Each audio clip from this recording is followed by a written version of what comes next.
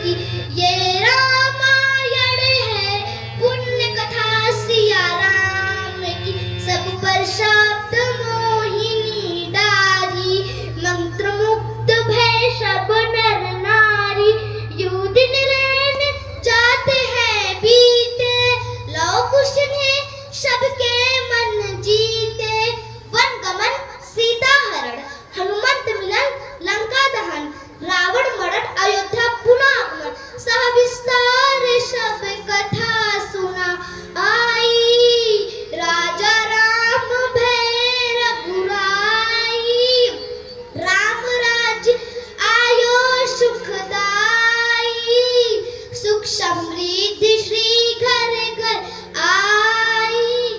काल चक्र ने घटनाक्रम में ऐसा चक्र चलाया, राम सिया के जीवन में फिर घोर अंधेरा छाया।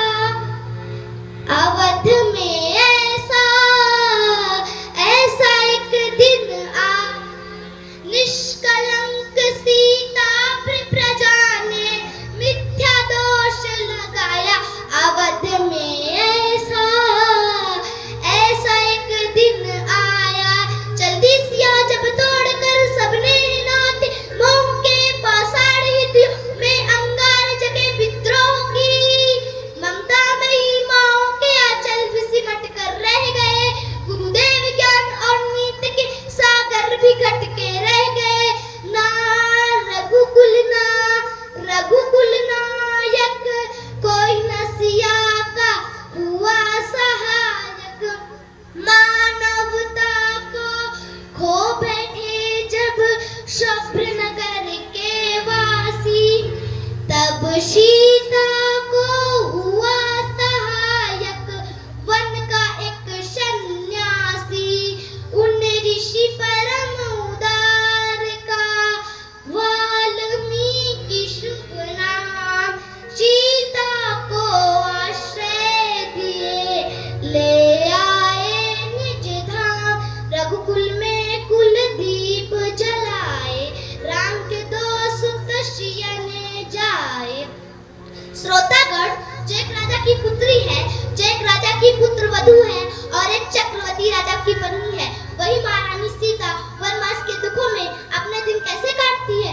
अपने कुल के गौरव और स्वाभिमान की रक्षा करते हुए स्वयं अपनी चक्की पीसती है, स्वयं अपनी संतान को स्वावलंबी बनने की शिक्षा कैसे देती है। आप उनकी करुण झांकी देखिए।